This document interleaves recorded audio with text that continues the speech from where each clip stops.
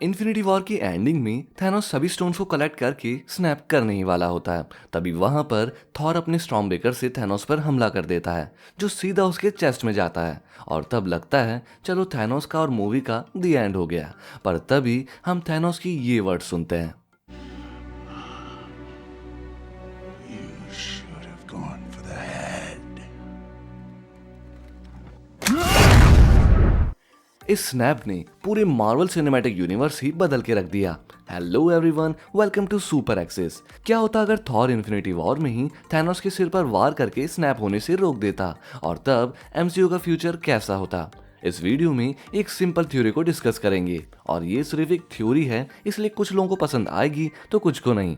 Now let's begin. हम सभी ने एवेंजर्स एंड गेम मूवी को बहुत ही पसंद किया, जिसने वर्ल्ड वाइड 2.79 बिलियन डॉलर्स की कमाई की। पर क्या होता अगर थॉर इन्फिनिटी वॉर में ही थैनोस के स्नैप करने से पहले ही सिर पर वार करता? तो सबसे पहली बात तो अगर ऐसा हुआ होता तो डिज्नी मार्वल ने जो ये सेकंड पार्ट से बिलियंस कमाए वो नहीं कमाए होते।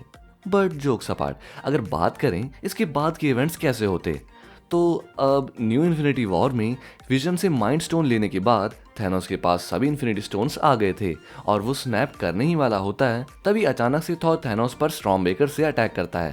थैनोस उसे रोकने की कोशिश करता है पर रोक नहीं पाता, और स्टॉर्मब्रेकर सीधा उसके सिर पर जाकर लगता है और स्नैप होने से पहले ही थैनोस का वहीं एंड हो जाता है।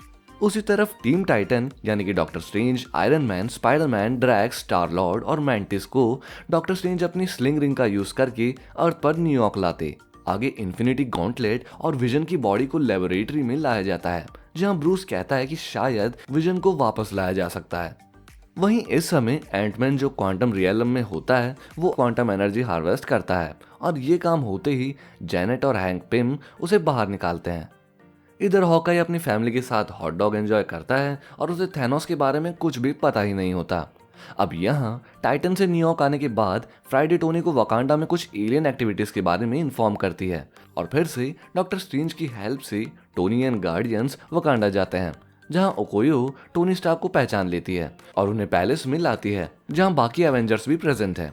तभी गमोरा की डेथ की सैड न्यूज पीटर, ग्रूट और रॉकेट को बताता है। यहाँ टोनी स्टार्क और स्टीव रॉजर्स का टेंस रीयूनियन होता है, जहाँ स्टीव रॉजर्स तो शांत होते हैं पर ऑब्वियसली टोनी ऑफेंसिव हो जाता है, क्योंकि उसने ये सब बहुत पहले ही प्रेडिक्ट किया हुआ होता है। We're the Avengers. We can bust arms dealers all the live long day, but that up there, that's the end game. और थैनोस से फाइट के बाद टोनी जो दो बातें रियलाइज करता है वो वहां सभी को बताता है। पहली तो वो हारते हारते बचे क्योंकि वो सब एक साथ नहीं थे, और दूसरी ऐसा फिर से ना हो इसके लिए कुछ ना कुछ मेजर एक्शंस तो लेने ही होंगे, जहां इस बार सभी इसके लिए एग्री हो जाते हैं। अब फिर से वर्ल्ड को बहुत बड़े खतरे से बचाने के बाद और बहुत पॉपुलैरिटी मिलने के बाद बिना गवर्नमेंट दखलंदाजी के एवेंजर्स अब फिर से खुद से ही ऑपरेट कर सकते हैं। थॉर जो एंड गेम में थैनोस से हारने के बाद डिप्रेशन की वजह से बहुत ही फैट हो गया है, वो अब फैट और डिप्रेस नहीं है। पर थॉर की इस न्यू इन्फिनिटी वॉर की एंडिंग भी एंड गेम की तरह ही है, जहां एसगार्ड अर्थ पर सेटल हो गया है और थॉर उसकी रिस्पॉन्सिबिलिटीज वैल्करी को सौंप के गार्डियन ऑफ द गैलेक्सी के साथ न्यू एक्साइटिंग मिशंस पर निकलता है। As Guardians of the Galaxy back together again. Oh, where to first? अब माइंड स्टोन की हेल्प से वांडा, शूरी और ब्रूस विजन को फिर से जिंदा करने में लग जाते हैं। डॉक्टर स्ट्रेंज सभी इन्फिनिटी स्टोन्स को छुपाने ले जाता है, और ये काम बहुत ही सीक्रेटली किया जाता है। इस फाइनल बैटल के कुछ वीक्स के बाद चीजें थोड़ी बहुत नॉर्मल हो जाती है, और आगे टोनी और पेपर की वेडिंग पार्टी होती है, और हाँ, ऑफ कोर्स वॉन्ग भी वहां होता है।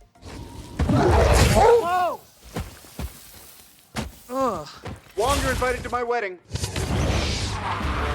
इस वेडिंग पर टोनी ऑफिशियली ऐसा आयरन मैन रिटायरमेंट ले लेता है और स्टीव को एवेंजर्स लीड करने के लिए कहता है, जिस पर कैप्टन भी तैयार हो जाते हैं। और इसका मतलब ये नहीं कि टोनी आगे एमसीयू में नहीं दिखेगा। यहाँ अर्थ पर कैप्टन सब संभाल रहे होते हैं, तो वहीं पर टोनी निक फ्यूरी से मिलकर अदर सुपरनैचुरल कॉस्मिक एंटिटीज से लड़ने के लिए स्वॉर्ड को डेवलप करने में हेल्प करता है, और यही दोनों की कैरेक्टर के लिए बेस्ट भी है। जहां टोनी एज आयरन मैन तो नहीं पर एमसीयू में रहता है, और कैप्टन अमेरिका और कुछ समय के लिए एक्शंस में दिखते हैं, और इस तरह सभी एवेंजर्स को फेज 4 के लिए न्यू डायरेक्शन मिलती है।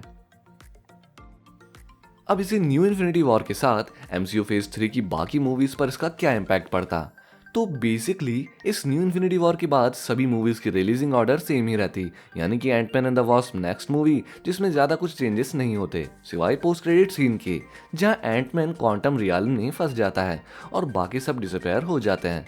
पर इसके अलावा अब हम कांग द कॉन्करर के आने की hint Antman and the Wasp के पोस्ट क्रेडिट सीन में मिलता, जो नेक्स्ट एंटमैन 3 मूवी का विलन होने वाला है।